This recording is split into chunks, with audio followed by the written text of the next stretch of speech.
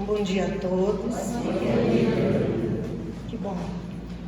Que a paz de Jesus esteja em nossos corações, no nosso ambiente. E eu quero agradecer primeiro a Deus e Jesus pela grande oportunidade desta reencarnação. E agradecer a Gleice pelo convite, pela oportunidade do trabalho. A emoção vai invadindo assim os nossos corações. Eu sou muito de pegar em... Se eu puder tirar para ele não ficar riando aqui.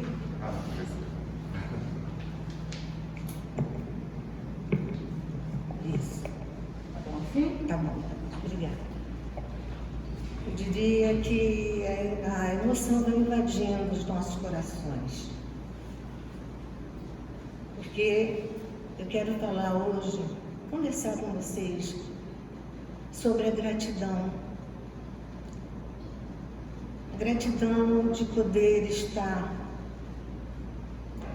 nesta reencarnação, engajada numa doutrina dos espíritos, que tem sido como uma grande bússola nesta existência. Para mim, me propiciou escolhas que eu não tenho como me arrepender por ter feito. Foi difícil? Foi. Não podemos dizer que tenha sido fácil assumir um compromisso com Jesus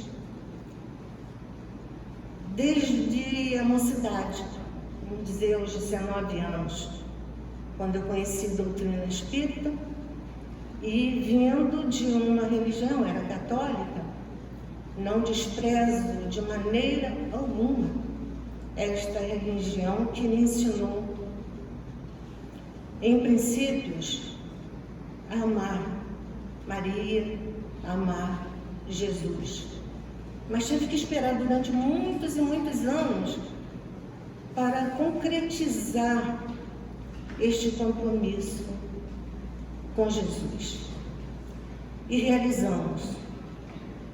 Não sei se há contento, não sei se há altura desse nosso querido mestre, mas doamos a nossa existência para este trabalho de renovação de almas encarnadas e desencarnadas. Então, eu sou muito grata, por quê?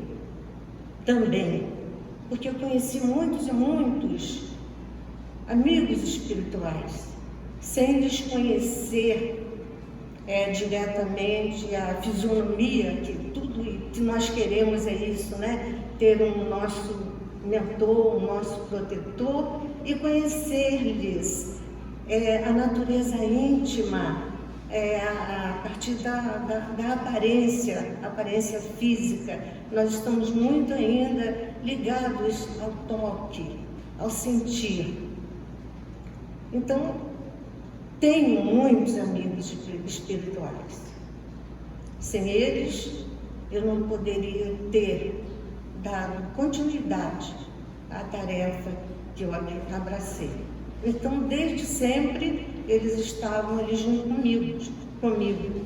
Mas teve, assim, um espírito que me chamou muito a atenção, e esse espírito se mostrou fisicamente a mim e a todos vocês. Então, a esse espírito maravilhoso, eu já vou me emocionando e faz parte também da minha natureza. Ele não somente foi assim, que me chamou a atenção como um guia espiritual, após tê-lo conhecido, já fazendo um grande trabalho aqui na nossa terra, nesse momento no Brasil. Eu falo para representar todos os meus protetores, mentores espirituais, inclusive o meu guardião, a nossa querida, amada Joana de Ângeles. Então, a gente vai fazer uma viagem. Eu convido vocês a partirem deste momento para irmos mentalmente lá em Jerusalém, para ali iniciarmos uma das 4 reencarnações da querida mentora Joana de Ângeles. Então vamos encontrar Joana, porque nós não conhecemos, desse momento para trás, não sabemos de nada da reencarnação dessa mentora, desse espírito.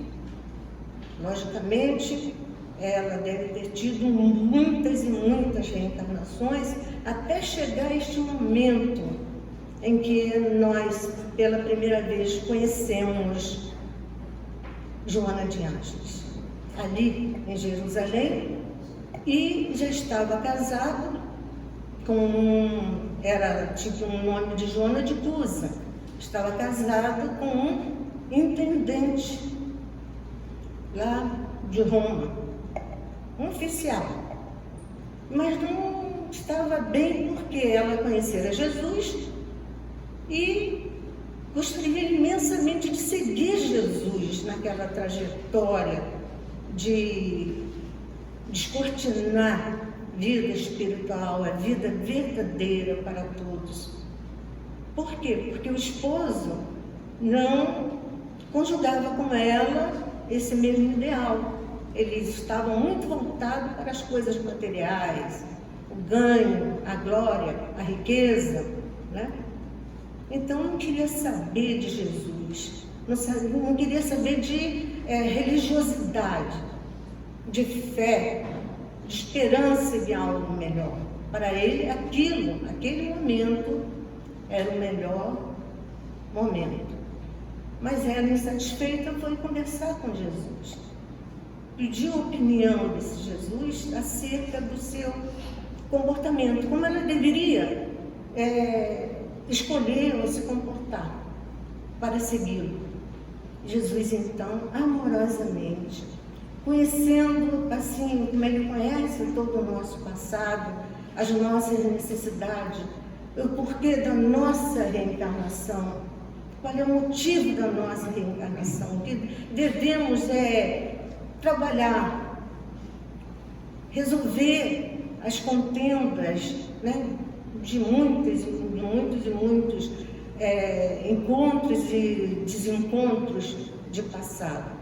E esse casamento da Joana de Cusa, a nossa querida Joana, que era Joana de Ângeles, mas no momento chamava-se Joana de Cusa. Ela deveria, disse Jesus, permanecer ali no amanho daquele lar, daquele compromisso que ela havia assumido antes desta dita reencarnação. Era ali que deveria ser o trabalho dela. Ela não poderia fugir da obrigação, porque mais tarde teria que voltar novamente para acertar aqueles ponteiros com aquele irmão. Então, que ela trabalhasse em Jesus ali dentro do lar, que ela não se afastasse. Ela, então, obediente, como quem dirá. Não, tá bom.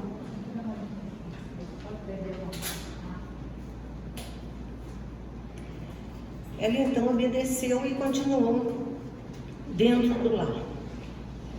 Mais tarde, ela veio a ser mãe de um menino e estava a situação ficando conturbada, porque Cusa, o esposo, estava perdendo tudo que tinha, a ascendência política, a parte financeira, toda a parte material. Ele foi perdendo, e muito confuso, veio a adoecer, né, fortemente, e acabou morrendo ou desencarnando, como queiram.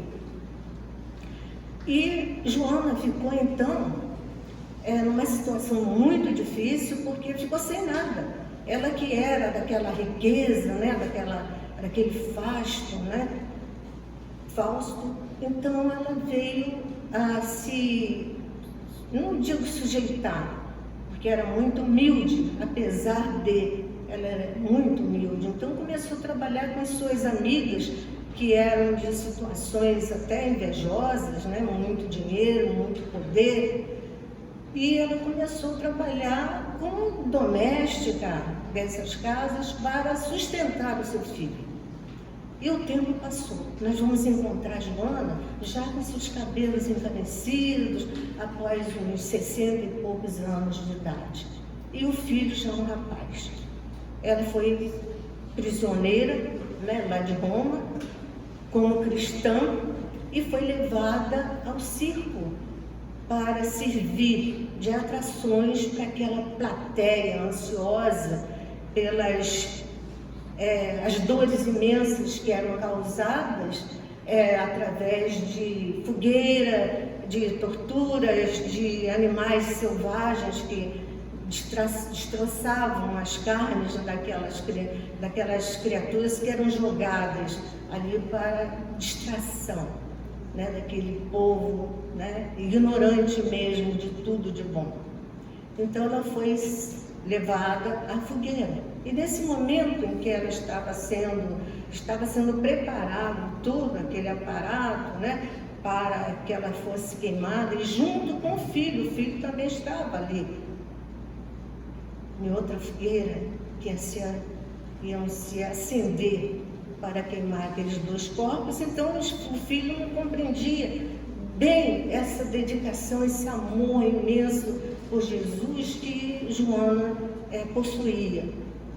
E ele então pedia à mãe: mãe, abjura desse Jesus, não vê que nós perdemos, mãe, por mim, abjura.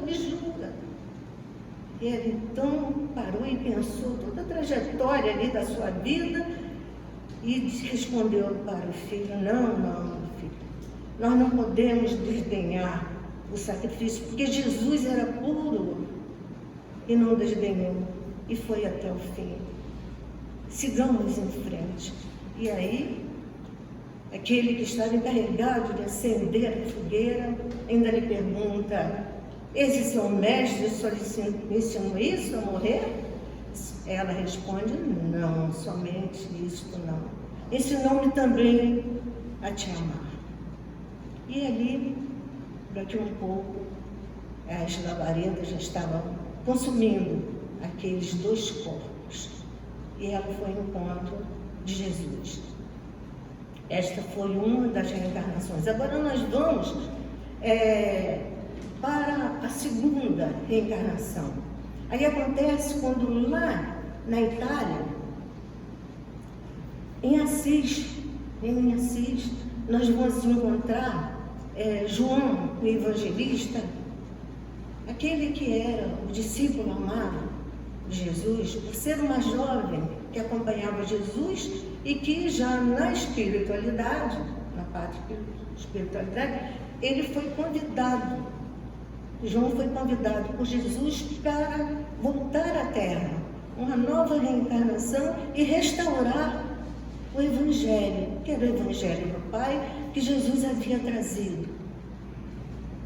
Ele então se preparou, obediente, e voltou à Terra.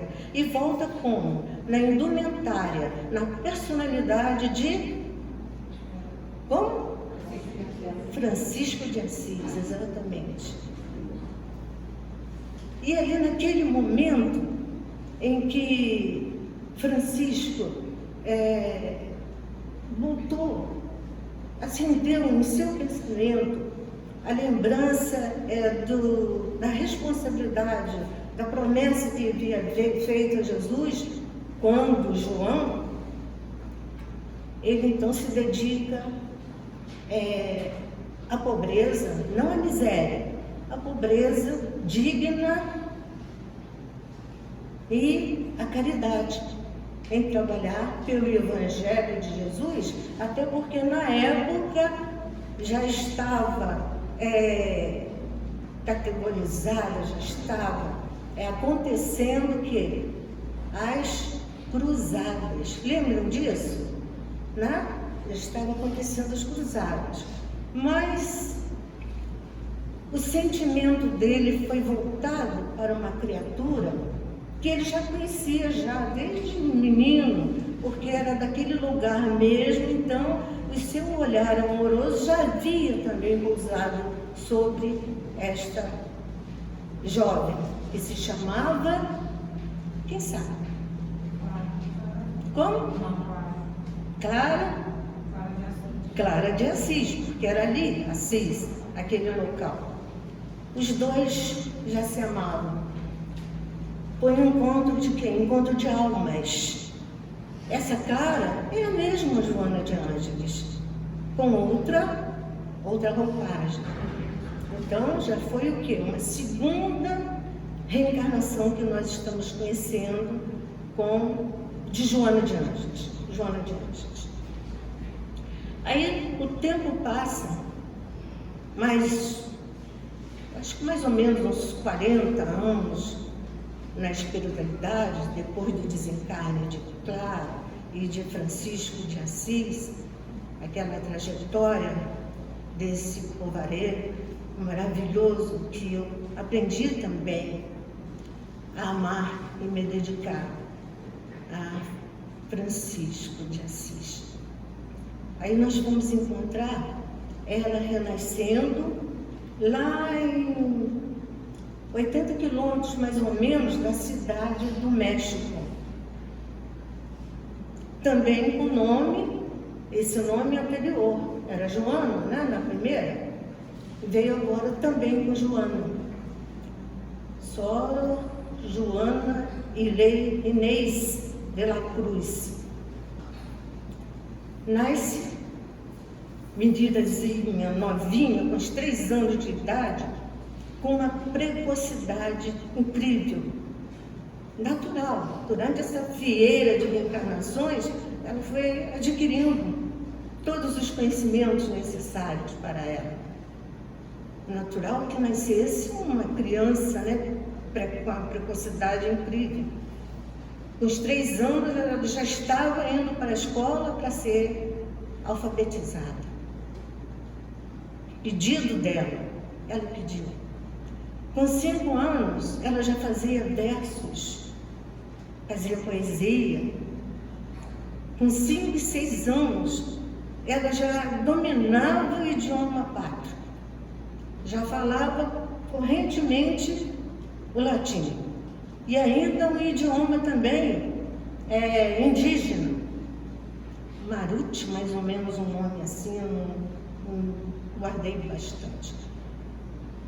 E aos 13 anos, ela, com essa precocidade toda, fazendo poesia, fazendo peça de teatro, música, mas queria mais, ela queria penetrar na universidade. Até um fato muito interessante que aconteceu, quando ela estava mais ou menos com 6 anos, assim, 5 anos, ela, ouvindo o pai falar sobre uma universidade que existia, né, na cidade, ela disse, eu também quero ir para essa universidade, eu quero ir para lá.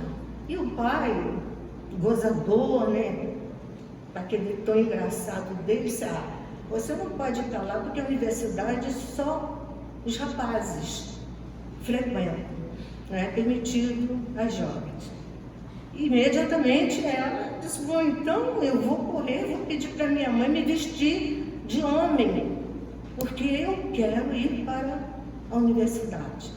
E foi uma gozação ali, então esse tempo passou. Quando ela estava com seus 13 anos, 14, fazendo peças e tal, ela foi convidada pelo Marquês, lá do México mesmo, para que ela fosse para a corte, fazendo companhia à sua esposa, já que a precocidade dela era evidente, esse conhecimento dela natural, de tudo, de tudo.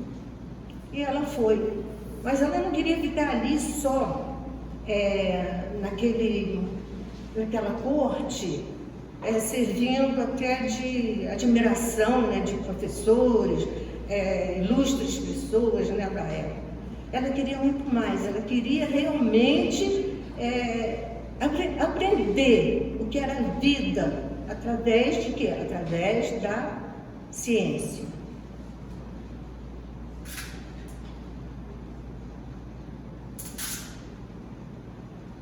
Então foi convidada para ir para um convento, porque na universidade ela não podia estudar, mas no convento era permitido, porque tinha muitos livros de toda a literatura, era ciência, medicina, astronomia, astrologia, tudo, enfim, teologia.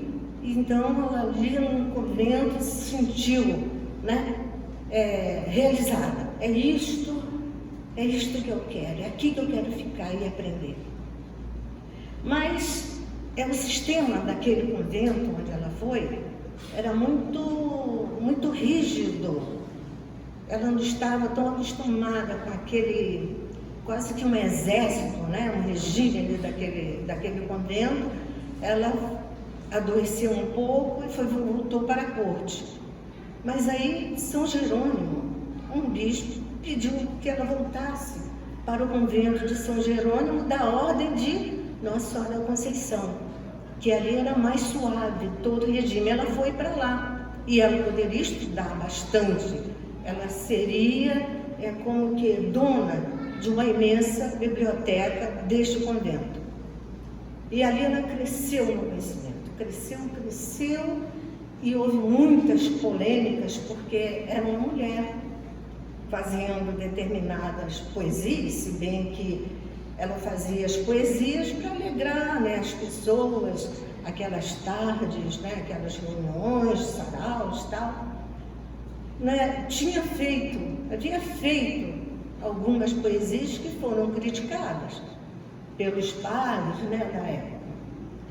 Enfim, ela aí desistiu de tudo aquilo, entregou todo aquele material científico, globo, tudo, e foi ficar somente com alguns livros religiosos, de teologia, etc.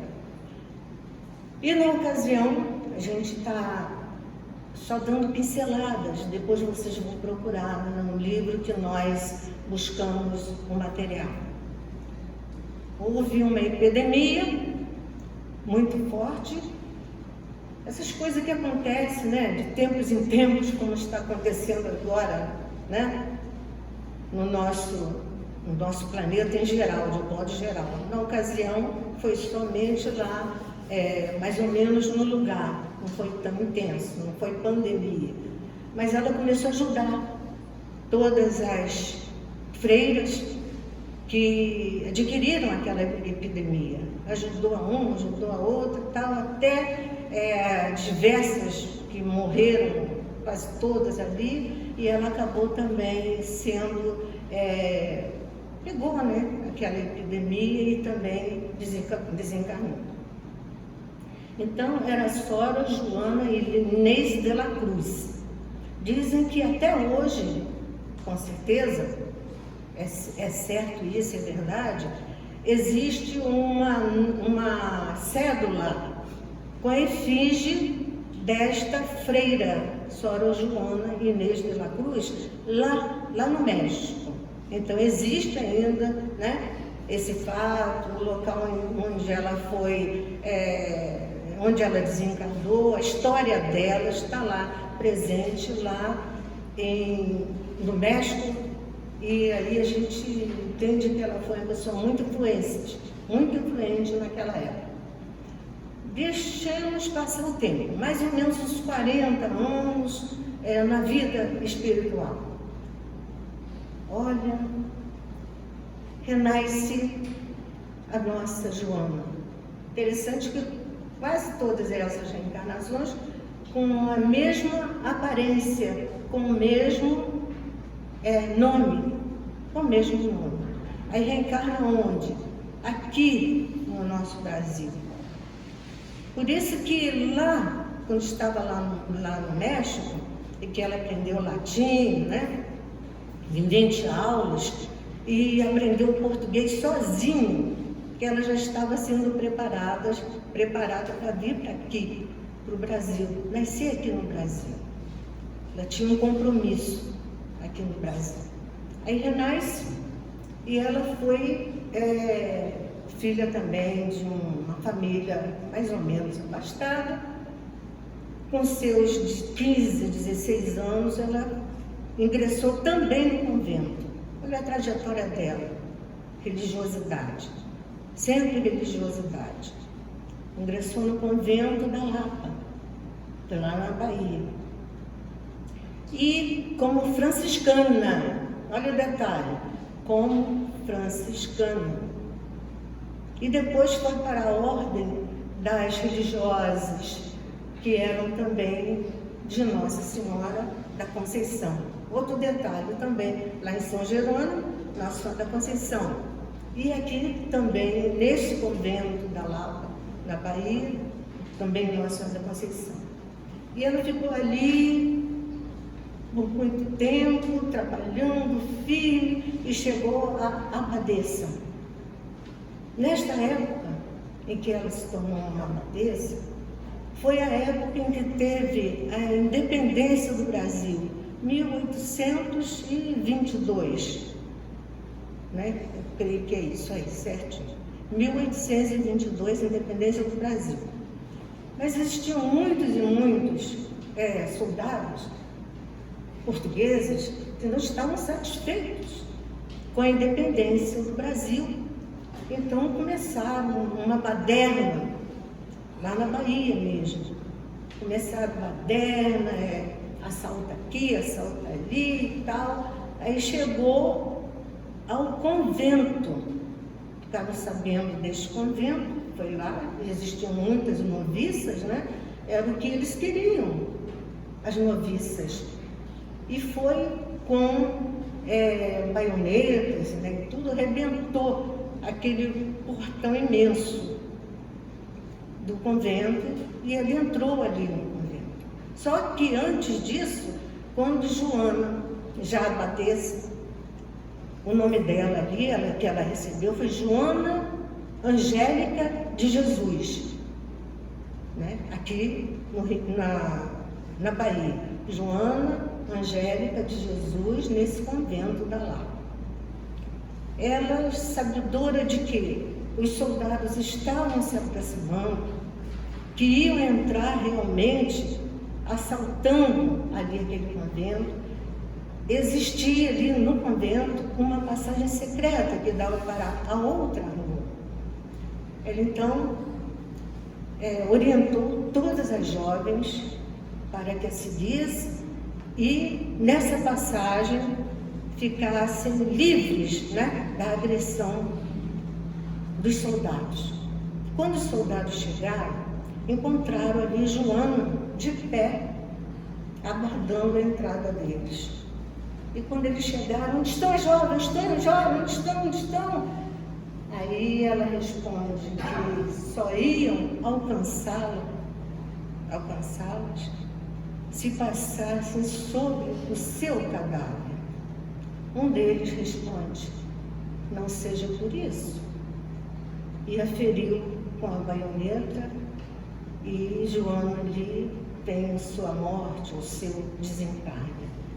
Mais uma vez, gloriosamente, servindo a Jesus. Então, foi a quarta reencarnação da nossa querida mentora Joana de Ângeles. Aí vamos encontrar Joana na espiritualidade. Joana na espiritualidade, ela residia em uma região bem próxima à crosta terrestre, bem próxima ao nosso planeta, uma bela região. Essa localidade ali, ela já exercia um trabalho de evangelização também para espíritos, se preparando para uma tarefa que ela queria desenvolver aqui no Brasil. E ela planejou que ela faria aqui no Brasil, exatamente na Bahia, onde ela teve a última reencarnação, um local semelhante à Casa do Caminho, daqueles discípulos, né, de Jesus, da época de Jesus. Logo depois da passagem de Jesus, fizeram a Casa do Caminho. Então ela quis fazer um local semelhante a este. E planejou tudo. Quando soube que alguns cristãos decaídos iriam reencarnar novamente, também para se engajar nesse trabalho de recuperação moral, recuperação espiritual. Que é assim que a gente evolui, é através do serviço no bem, é através do trabalho no bem. O amor cobre a multidão de pecados. Então, ela reuniu vamos dizer, pleiades, porque eram muitos que vieram naquela época que deixaram de servir a Jesus para vir servir. E ali esse local em que ela estava preparando para ser semelhante à Casa do Caminho, devia ter toda, vamos dizer, todo o sistema semelhante ao amparo que tinha naquela época e talvez mais ainda. Ela então procura quem? O seu amor de antaño, Francisco de Assis, e pede uma opinião, como que ela deveria fazer e também como deveria proceder com todos aqueles que vinham, que iam ser engajados no trabalho. Muitos iam estar morando nesse local, nessa Casa do Caminho, e outros não. Outros seriam distribuídos, talvez aqui, né? Casa de Gleise, em vários locais também, trabalhando em nome de Jesus, lógico. Então, Francisco aconselha que estava tudo muito certo e que nunca faltasse o amparo para os filhos do Calvário. Que não houvesse, vamos dizer, preconceitos de forma alguma e que abrisse os braços realmente para amparar a todos aqueles que chegassem. Então, esses filhos do Calvário não seriam esses que vinham para atrapalhar, fazer o trabalho, mas seriam aqueles que na região, né, iam ali ser amparados, ser abrigados, porque era uma região que foi escolhida muito pobre, de muita miséria, de muita necessidade. Então o trabalho seria esse, de amparar essas milhares de almas que iam passar por ali, por aquele local. Aí então foi criado o quê? Foi criado a mansão do caminho. Coisa linda, maravilhoso trabalho lá. Eu estive lá também, visitando, e fiquei encantada. Tão encantada fiquei, que lá no local, que é uma cidade, 96 mil quilômetros, é a área que está construída, a Mansão do Caminho. Inclusive agora já tem até o hospital maternidade natural, com o nosso Divaldo à frente do trabalho. Que eu ficava pensando muitas vezes que, será que foi ele que morreu na fogueira? Estava cogitando, né? Porque da semelhança, né, de trabalhos é natural que a gente pense, né? Não é nada demais. Eu pensava isso. Não tenho certeza nenhuma de quem foi Divaldo. Aí já é outro caso. Então, eu vi um local, um jardim, né, que era Cantinho de Joana. Eu já estava apaixonada por Joana quando eu fui lá na Mansão do Caminho. Eu tomei Joana como minha protetora também. E ela disse que ela pode estar em todos os lugares, não só com Divaldo, não só protetora de Divaldo. Entende? Aí eu fiz o jardim lá no nosso lar. Cantinho de Joana, tá lá, com a plaquinha e tudo. Bom, tem isso muitos anos. E aí, nós estamos caminhando para encerrar, né?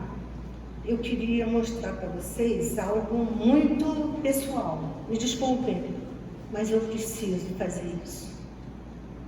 Eu preciso fazer isso. É minha gratidão.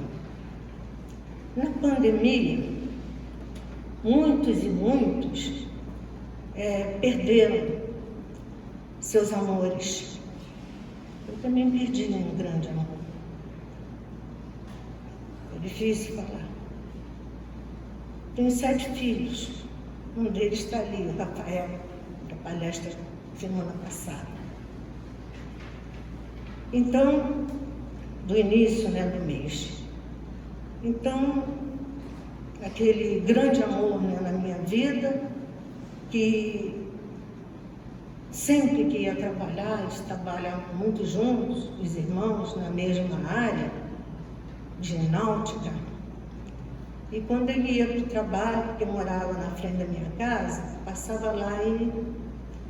Mãe, a beijoca. A beijoca. Me beijava, abraçava e ia trabalhar com o irmão. E aí veio a pandemia, levou esse amor e deixou uma grande saudade. Mas muito, gente, a gente sofre. Só Maria para nos consolar as mães. Com seu exemplo, quando viu o filho ali pendurado, e que não merecia. Então a gente se apega a Maria e vai fortalecendo nossa alma. Mas eu sepultei o corpo do meu filho e eu tenho um trabalho de reuniãozinha pequena, mediúnica. Agora, na pandemia, está bem pequenininho. Somos 5 pessoas apenas. E aí, sepultei o corpo do meu filho e no dia seguinte era a nossa reunião. Muitos falaram assim: não, Ivonete, agora você descansa uma semana, uns dias, depois você volta a fazer o trabalho. Natural isso. E eu pensei: natural? Não, eu trabalho para quem? Eu trabalho para Jesus. Eu trabalho para Jesus. Então eu posso pensar na minha dor. Tem outras dores à espera também desse trabalho. E no dia seguinte eu estava ali no trabalho, na mediúnica. E levei um livro, esse aqui, e um outro livro para fazer, tirar a mensagem, antes da prece. Mas eu não abri este, abri um outro livro de fé também, na reunião, tal ali. Mas quando foi no final, eu então fui guardar o outro livro pequeno dentro desse para levar para casa. Mas quando eu abri este aqui, para botar o pequeno dentro, estava escrito aqui, glória da imortalidade. Isso é glória da imortalidade? Ah, mas eu abri agora, eu vou deixar para outra semana e eu leio para todos vocês. Somos 5 meninas. Aí depois, não vou ler na outra quarta, não, vou ler agora. Glória da imortalidade, nesse livro de Joana, vou ler agora. Aí comecei a ler e vou fazer a leitura para todos nós, me permita. O que Joana fez com esse coração aqui? Medita a respeito da transitoriedade do carro orgânico, das suas contínuas transformações, do seu desgaste, à medida que nele te movimentas, e serás induzido a pensar no que irá ocorrer após o fenômeno biológico da tua morte ou desestruturação molecular. Vives em um mundo onde ocorrem contínuas alterações das formas e dos conteúdos, que se modificam incessantemente, as mais grosseiras dando lugar a outras mais sutis, num contínuo sem fim. Ao verdor exuberante do início, sucedem-se as fases em que as alterações se apresentam inevitáveis, seguindo no rumo da consumpção do aspecto externo, para dar lugar a outras vibrantes expressões. Por mais se arrastem as horas de sofrimento, sucedem-se os dias de ufanismo e de alegria, outros de reflexão e de pausa, obedecendo à lei inexorável das transformações a que tudo se submete. Assim é a vida física, enganosa na aparência, rápida nas alterações profundas. Desse modo, um instante chega para tudo e todos em que o fluxo vital se interrompe e o casulo orgânico se desconecta, vitimado pelo fenômeno da morte, igualmente parte da vida. Nascer, viver, morrer são termos da mesma equação biológica. E prosseguir vivendo é a fatalidade da criação. Por mais se recalcitrem ou se ignorem as incessantes alterações biológicas, elas prosseguem ocorrendo automaticamente, porquanto a vida é parceira da morte, e esta é pórtico de entrada na vida. A trajetória existencial não poderia ser de outra forma, tendo-se em vista a indestrutibilidade do ser, que necessita experienciar diversas aprendizagens até alcançar o objetivo para o qual foi gerado, a glória da imortalidade.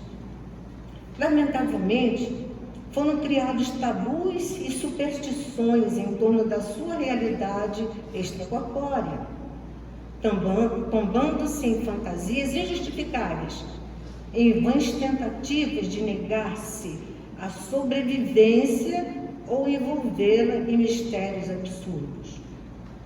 Fosse analisada com a mesma naturalidade com que se consideram os fenômenos orgânicos, e mais fácil seria a aceitação da morte, não como fim, mas como etapa de transferência de uma para outra expressão de comportamento.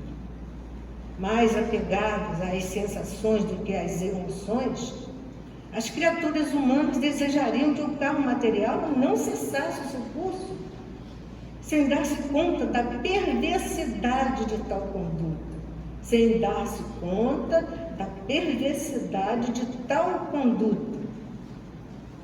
Como seriam insuportáveis as dores e os processos degenerativos que tomam conta da matéria, não fossem interrompidos pela morte libertadora. Quanto desesperadores se apresentariam as aflições morais e os desencantos emocionais, caso não houvesse o abrandamento da angústia mediante o processo da desencarnação.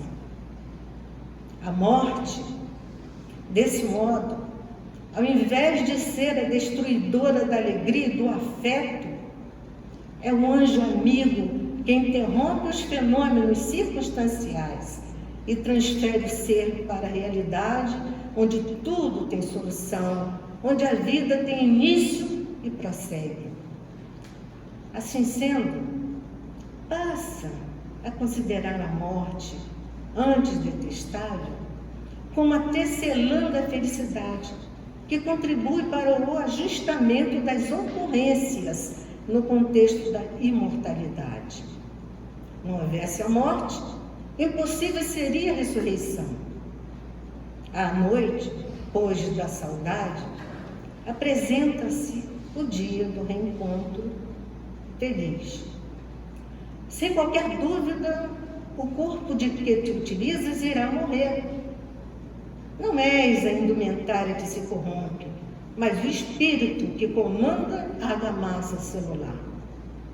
Da mesma maneira, como surgiste no mundo físico, dele te apartarás, pelo impositivo da transformação carnal. Antes de embarcares no veículo orgânico, vivias independente dele, e assim prosseguirás depois da sua consumpção molecular. A vida é mais poderosa do que a morte, superando-a de forma eloquente e ditosa. Ciente dessa realidade, vive de tal maneira que, enxergando o momento de abandonares o corpo, possa fazê-lo com tranquilidade e alegria, sem apegos ou lamentações, destituído de saudades ou de ressentimentos. O indivíduo são as suas aquisições morais ao largo do processo orgânico, sucedendo-se uma etapa à outra. Em cada fase adquire experiências que o enriquecem, facultando-lhe novas conquistas que incorporam em forma de bênção. Mesmo as dores e os desconfortos morais constituem preciosos contributos que o auxiliam na seleção de valores para a sua própria felicidade. Não fossem essas ocorrências e os significados da paz, da alegria de viver, da plenitude, ficariam destituídos de sentido, em face do desconhecimento da aflição, das perdas, das angústias, das dores em geral. Enquanto estejas reencarnado, trabalha com afinco as tuas aspirações e amplia-lhes o campo, selecionando aquelas que são de significado profundo e duradouro em relação às outras, superficiais e sem sentido iluminativo. Avança, desalgemando-te do passado, mas sem ansiedade pelo futuro, permitindo que cada ocorrência tenha lugar na circunstância e no momento próprios. A precipitação roubar-te-á o prazer de cada conquista, e a insegurança tomar-te-á a alegria de cada abençoada emoção.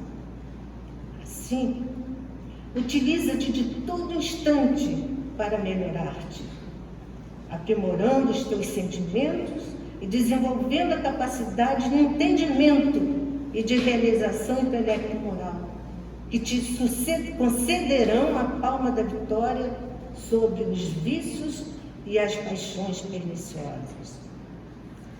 Não postergues o bem que possas fazer